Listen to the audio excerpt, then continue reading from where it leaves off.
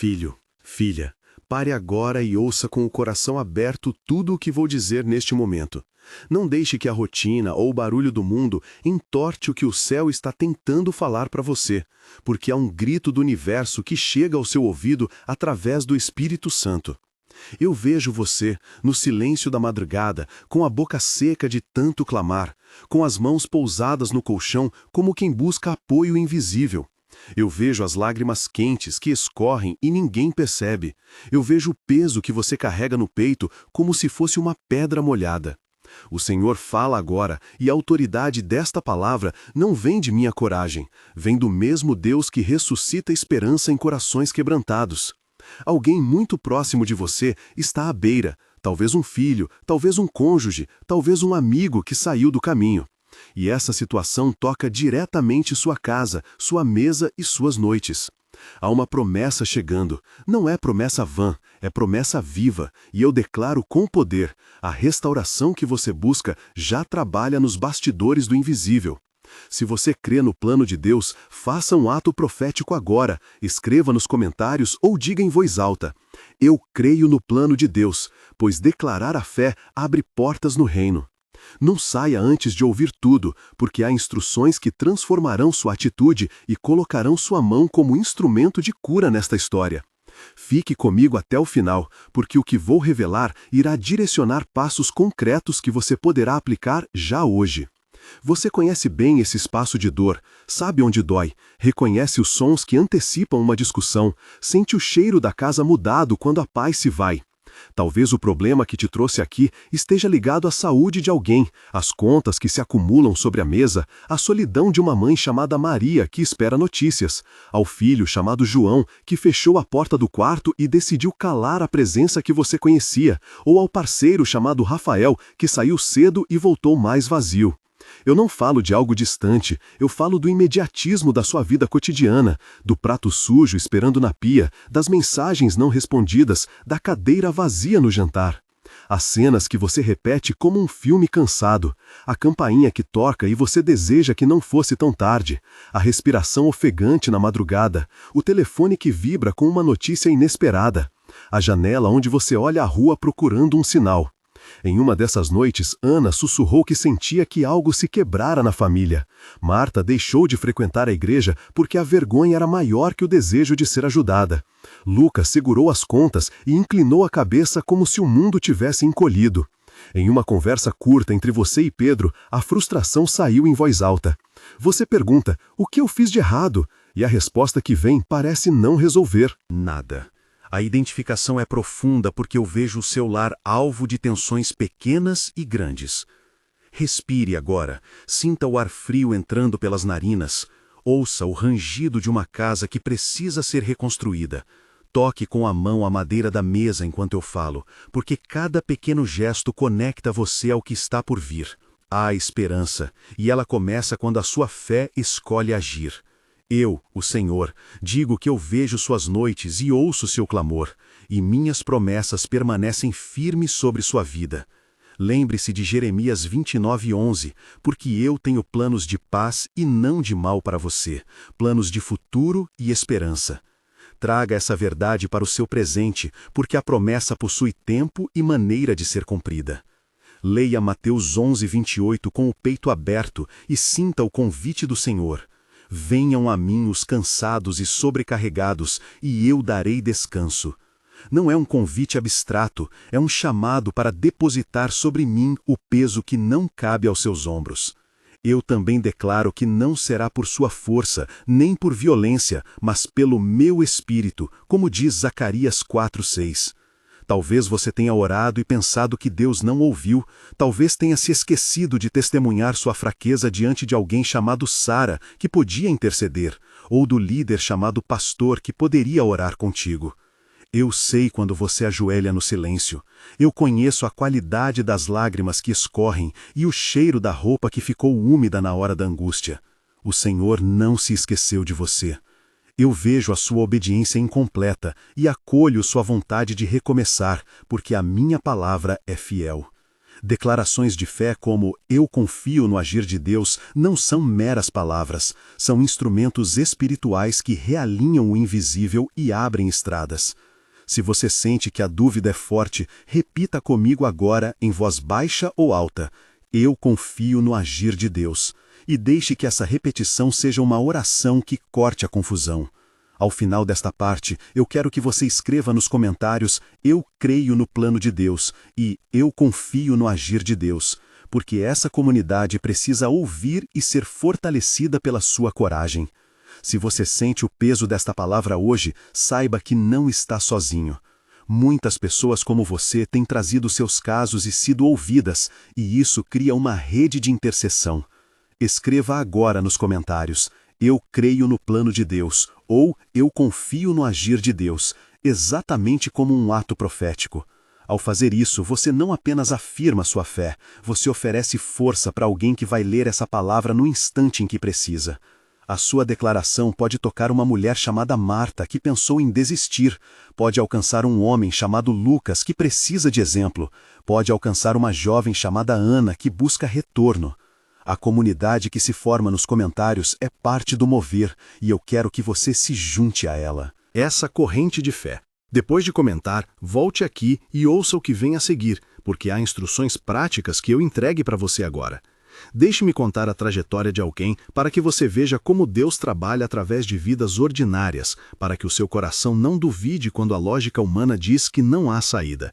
Este protagonista é você em muitos momentos, e vamos nomear partes dessa história para que a memória nos carregue. Quando criança, você cresceu num lar onde a mesa sempre teve pão amassado pelas mãos de quem trabalhou duro. Talvez você se lembre da casa da sua avó, do barulho do liquidificador na manhã de sábado, do cheiro de café coado e da maneira como sua mãe costurava remendos nos sapatos.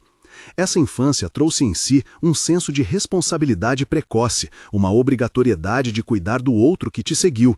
Na formação, estudou, lutou por um diploma, trabalhou noites, talvez conheceu alguém chamado João que te ofereceu um sonho compartilhado. Houve formação espiritual também, manhãs de estudo bíblico, um pastor que te tocou com uma palavra forte e experiências que consolidaram sua fé. A perda veio de repente, uma empresa que fechou, um relacionamento que terminou, um diagnóstico que ninguém esperava e aquela sensação de que o chão cedeu sob os seus pés. Hoje, você está neste presente carregado por tudo que passou, com marcas nas mãos e cicatrizes no coração, mas com a mesma capacidade de amar que não foi consumida pelo tempo. As memórias sensoriais permanecem, a textura áspera das páginas do caderno onde escreveu promessas, o som distante de uma sirene numa noite chuvosa, o gosto salgado de lágrimas quando a notícia chegou, o calor de um cobertor que já não conforta tanto. Essas 4 etapas formam a sua história completa, da infância à perda, e agora ao presente, onde a restauração está sendo articulada. A sua voz pode estar fraca, mas não está sem poder, e é dessa matéria bruta que Deus faz instrumentos de milagre. Agora, eu trago instruções práticas, porque fé sem ação produz paralisação. Primeiro, estabeleça um tempo diário de 5 minutos apenas, para ouvir, não para falar. Sente-se em um lugar tranquilo, feche os olhos, sinta o ar preenchendo seus pulmões e diga ao Senhor que você está disponível.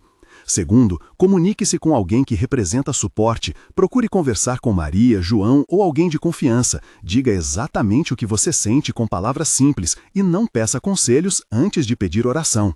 Terceiro, escreva uma carta que você não precisa enviar. Coloque nela tudo o que não disse, rasgue ou guarde. Essa prática tem um efeito simbólico de liberação.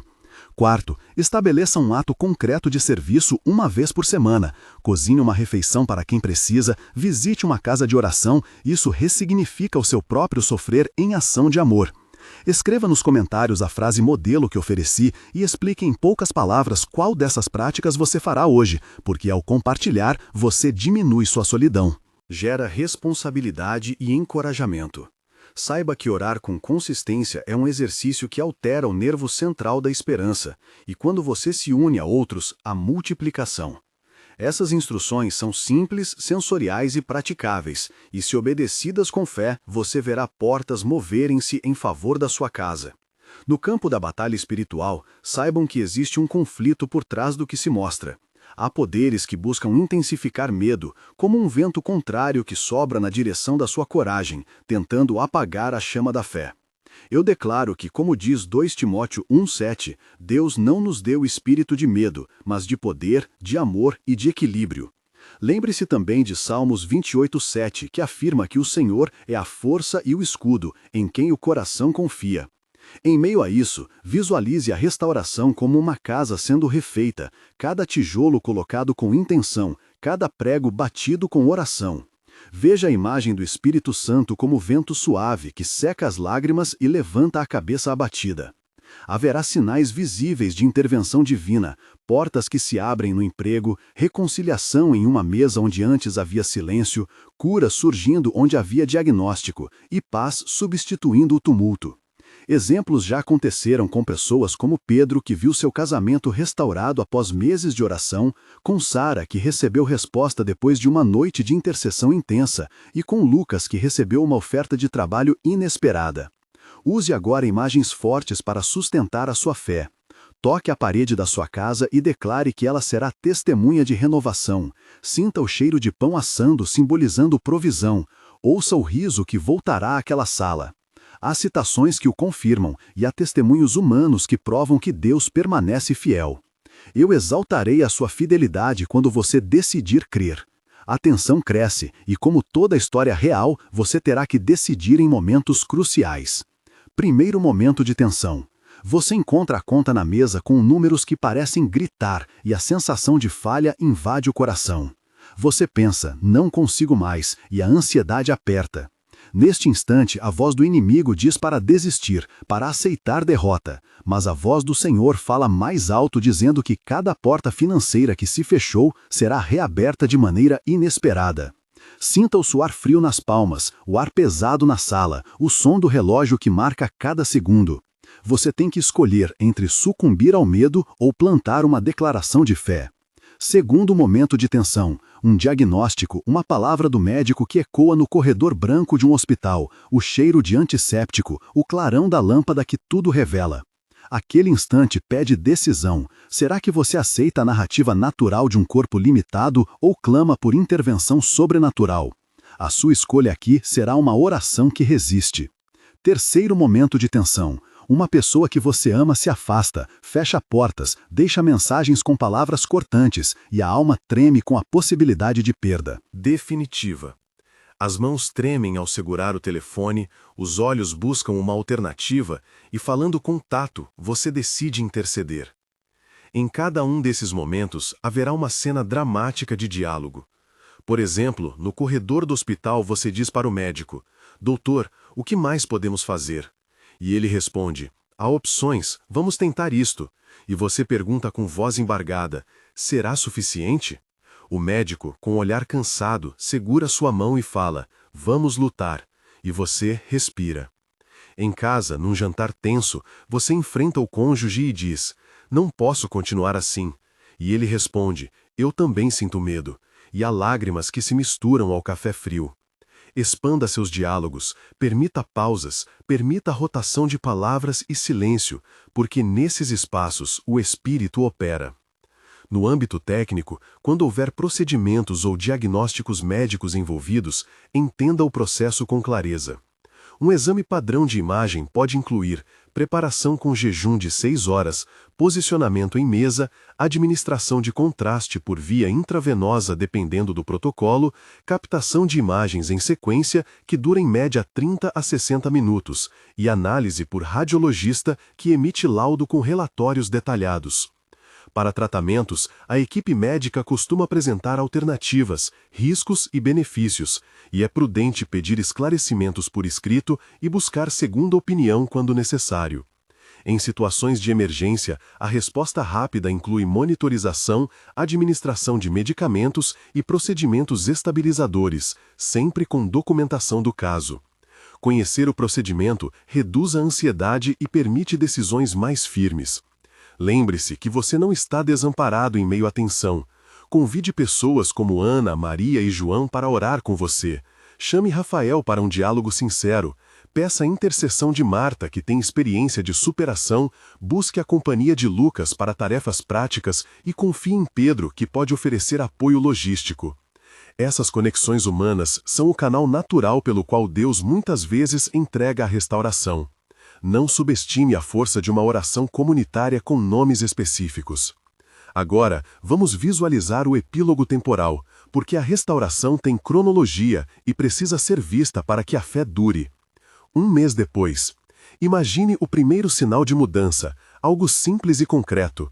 Talvez uma conta negociada que foi reduzida, uma ligação inesperada com boa notícia ou aquele momento em que você olha para casa e sente menos tensão no ar. No primeiro mês, você verá pequenos sinais. Uma conversa que antes era difícil acontece com tom diferente. Um filho chamado João atende o telefone pela primeira vez depois de semanas de silêncio. A cozinha volta a ter cheiro de pão e há planos surgindo por escrito. Esse primeiro mês é uma montagem de detalhes sensoriais. Você sente o cheiro do café renovado, escuta um riso que vinha se escondendo, vê luz entrando por uma janela que antes parecia sempre fechada. Traga nomes para esse processo, chame Marta para compartilhar uma refeição, peça a Sara para supervisionar uma visita e conte com a presença de um líder espiritual para orar em sua casa. 3. O meio do processo revelará mudanças de caráter e estrutura. A reconciliação que começou como conversa se torna hábito de diálogo. O emprego temporário se transforma em oportunidade estável. A saúde mostra sinais de melhora, com exames que registram progresso, e a comunidade ao redor passa a celebrar junto. Em 3 meses, haverá testemunhos que você poderá compartilhar, como o de Pedro, que recebeu um milagre parcial na saúde, ou o de Ana, que reconstruiu confiança. Você encontrará um padrão de disciplina de oração que modifica hábitos noturnos e verá como pequenas ações repetidas produzem segurança emocional. Sinta o calor de abraços que antes eram evitados, ouça músicas de esperança tocando na casa e perceba como o sabor das refeições volta a ser doce. Esses 3 meses consolidam a mudança e trazem visibilidade social à restauração. 6 meses depois. A obra será palpável e reconhecível. Sulcos de dor ainda existirão, mas a nova paisagem será uma família reunida em torno de uma mesa, testemunhos públicos de cura, finanças reestruturadas com planejamento e ajuda comunitária e relacionamentos restaurados que se firmaram sobre perdão. Haverá bênçãos práticas, como uma oportunidade de trabalho que sustenta a família, uma cirurgia que resultou em recuperação inesperada, ou um recomeço de ministério com apoio de pessoas como Lucas e Marta, que se tornaram pilares. Neste momento, o impacto se estende à comunidade e pessoas que testemunharam seu processo se inspiram a agir por outros. Como fruto, você verá ministério ser plantado, grupos de oração surgirem e vidas alcançadas por sua história. Registre nomes de quem participou, agradeça publicamente a quem orou e celebre com gratidão. O epílogo é uma linha temporal que confirma que Deus cumpre promessas. Em face de tudo isso, eu exorto você a não desistir. Faça ao menos 3 coisas hoje. Declare em voz alta: eu creio no plano de Deus. Repita: eu confio no agir de Deus. E peça a alguém que costure seu coração com oração. Se você sente a urgência, inscreva-se neste canal para receber mais palavras que sustentem sua fé, porque aqui partilhamos orações práticas e testemunhos que edificam. Se esta mensagem tocou seu coração, escreva um comentário dizendo o que você fará, compartilhe com alguém que esteja nos limiares do desespero e permita que nós oremos com você. A restauração já começou e a última palavra pertence ao Senhor. Não permita que a dúvida tire o que a promessa já declarou. Lembre-se de Isaías 55:8 e que os pensamentos de Deus são mais altos que os seus. Confie, levante-se e haja com amor, porque o agir de Deus passa por mãos humanas obedientes. Agradeço pela sua coragem de permanecer até aqui, pela sua disposição em declarar fé e por permitir que esta palavra seja semente em sua casa. Antes de partir, faça o ato profético que instrui esta comunidade. Escreva agora nos comentários: eu creio no plano de Deus e eu confio no agir de Deus. E, se possível, adicione o nome da pessoa por quem você vai orar. Inscreva-se no canal para caminharmos juntos. Ative as notificações para receber novas palavras e testemunhos. E compartilhe este vídeo com ao menos uma pessoa que precisa ouvir uma palavra de esperança. A última palavra que deixo para você é simples e poderosa. Repita comigo e leve-a como escudo. A última palavra vem de Deus.